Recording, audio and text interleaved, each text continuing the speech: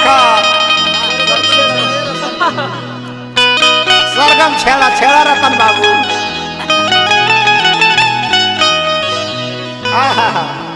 बेंजू के मैं रीत एकदम खिवा दो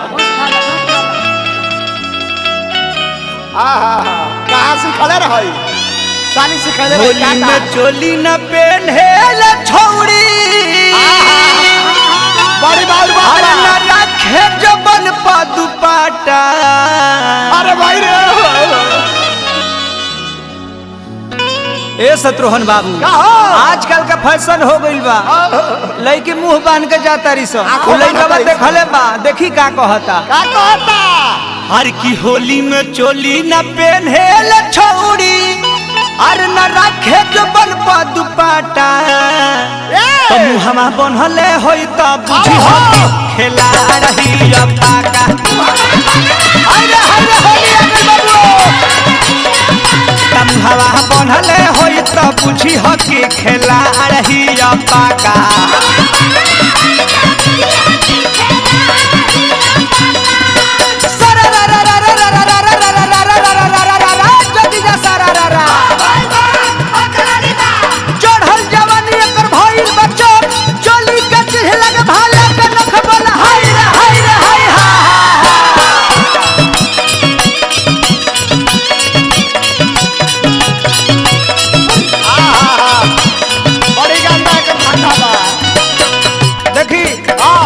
लड़कियों पहचाने के अलग अलग तरीका होला ओकरी खाते को अलग किस्म के चश्मा बा लड़की दू नंबरी के हई है पहचान हो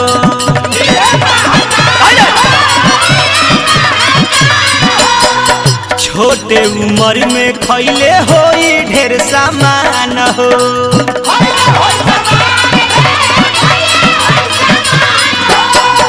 लड़की दू नंबरी के हई है पहचान हो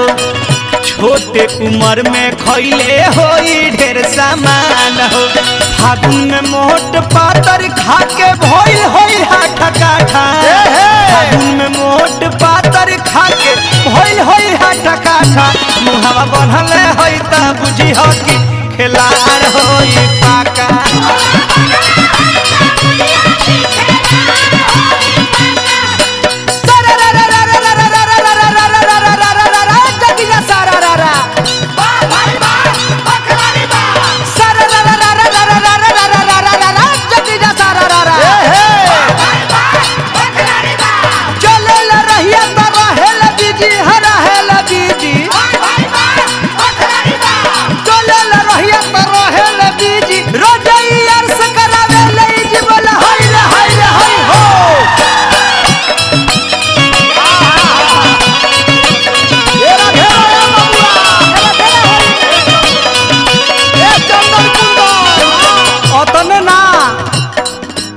कबो रेस्टोरेंट में जाती है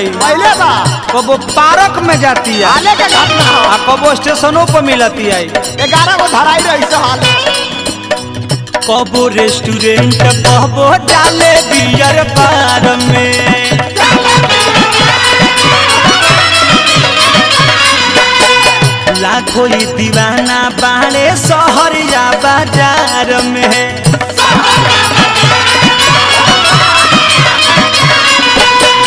कबो रेस्टोरेंट कबो डाले बियर बार में लाखों दीवाना बाड़े शहर या बाजार में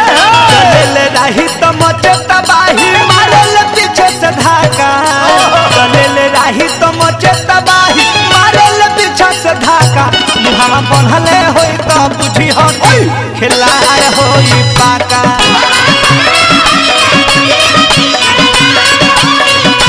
मुहावा बनहले होई तो बुझी हो कि खिलाड़ होई पाका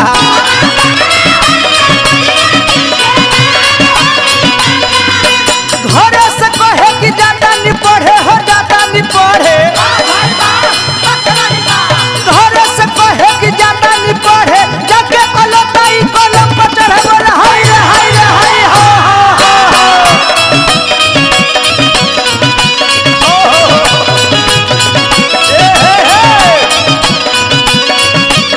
ए बबुआ भर के छाटल हिया जानो तावे दिला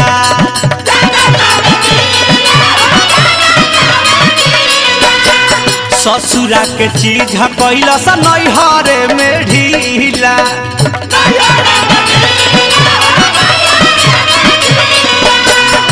गाँव भर के छाटल हिया जानो तावे दिला ससुरा के चीज कैला सा नैहरे में ढीला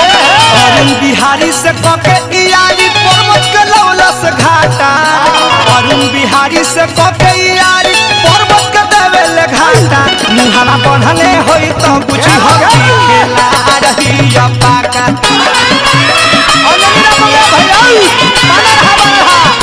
मुहावा बढ़ले होई तो कुछ होगी खेला रही पाका ए छोटू बाबू मुहावा बढ़ले होई तो बुझी होगी खेला रही पाका